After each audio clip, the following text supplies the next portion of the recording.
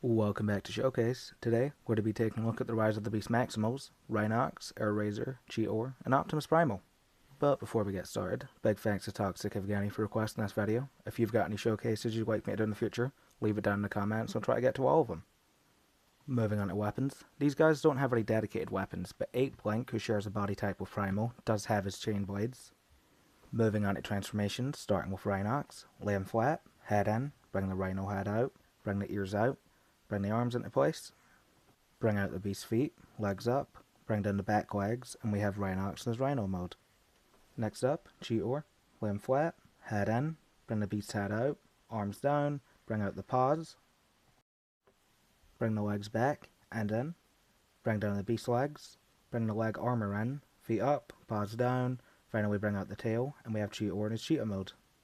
Next, Airraiser, lay her flat, head in, bring out the bird head, arms into place, legs up, bring the talons around, bring out the wings, and we have Airraiser in her hawk mode.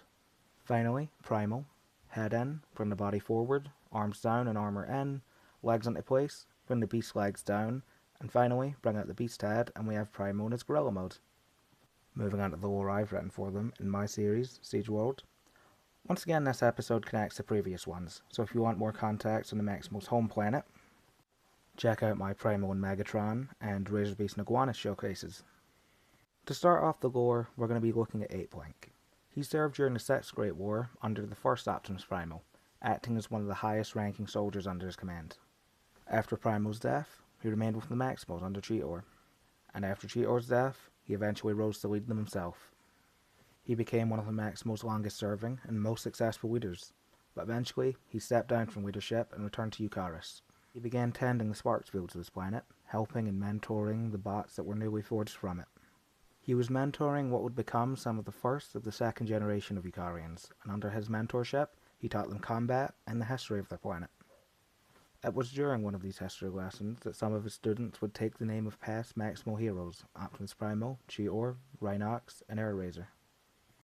After many years of training, his students would go on to join the Maximal military, and not long after they joined, the next Cybertronian conflict broke out, the War of the Titans. Early in the war, 8-Blink was summoned to meet with the Maximals' current leader, Dinobot. It was during this short meeting that the Decepticons launched a surprise attack, killing both of them.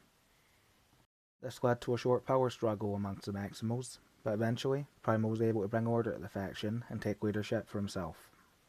The Autobot Council had ordered all of their forces, including the Maximals, to focus on locating surviving Titans.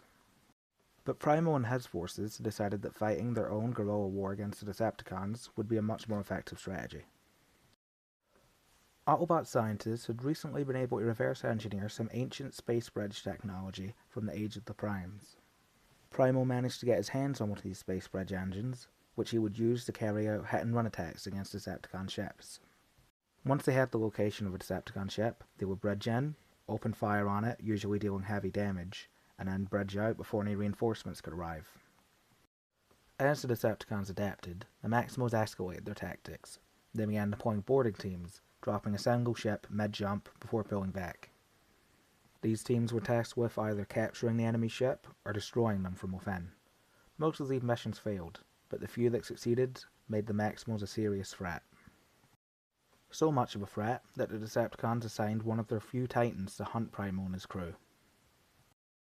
And after a few months of tracking, it knew the next location they were going to attack. As soon as Primal's ship bridged in, the Titan destroyed their engines. Primal ordered the crew to evacuate, but Airraiser, Rhinox, and Cheetor stayed behind with him. They piloted the ship and manned the weapons, managing to heavily damage the Titan, even managing to blind the Titan. But in the end, the ship was destroyed, the four of them along with it. On Siege World, Primal settled down in a savannah, living in a small homestead. Airraiser joined a small group of Autobots, acting as a scout.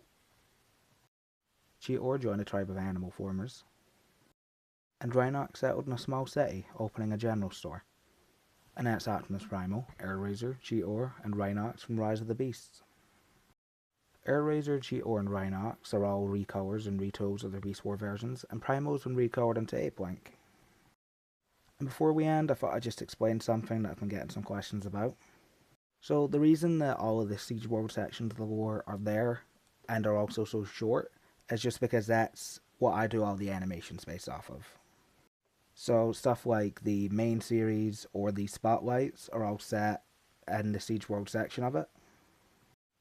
And most of the characters I cover on here, I have whole scripts or just ideas written down for full animations I could do with them.